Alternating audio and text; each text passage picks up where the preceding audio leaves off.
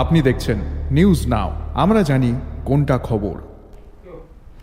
রাজ্য সরকারের বিজ্ঞান ও প্রযুক্তি দপ্তরের উদ্যোগে বায়ো ভিলেজ 2.0 প্রকল্পের আওতায় অন্তর্ভুক্ত হলো তুলাশিখর ব্লকের 3টি ADC gram.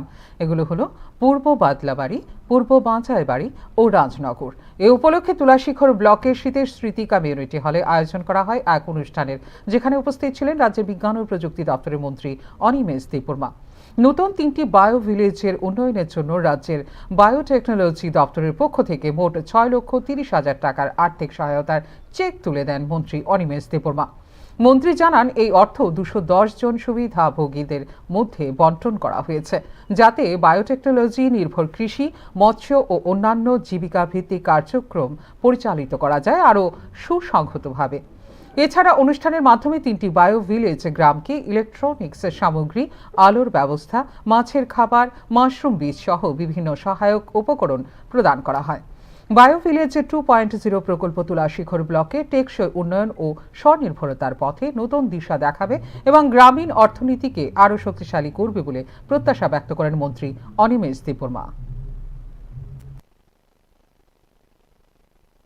Science and technology, biotechnology directorate থেকে বায়ো ভিলেজ 2.0 একটা অনুষ্ঠান আজকে, আরও 3টি ভিলেজের উদ্ঘাটন অনুষ্ঠান আজকে উদ্বোধন করলাম। সেগুলো হচ্ছে পূর্ব বাছাইবাড়ি, পূর্ব বাদলাবাড়ি এবং রাজনগর ভিলেজ কমিটি।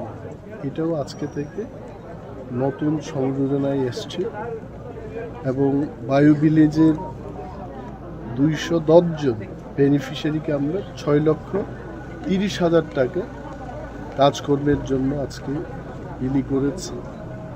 তার সাথে ইলেকট্রনিক গ্যাজেট, তারপর মাশরুমের বিভিন্ন সামগ্রী এবং এগ্রিকালচার রিলেটেড, ফিশারি রিলেটেড অনেকগুলো আইটেমস আমরা বিলি বন্টন করেছি।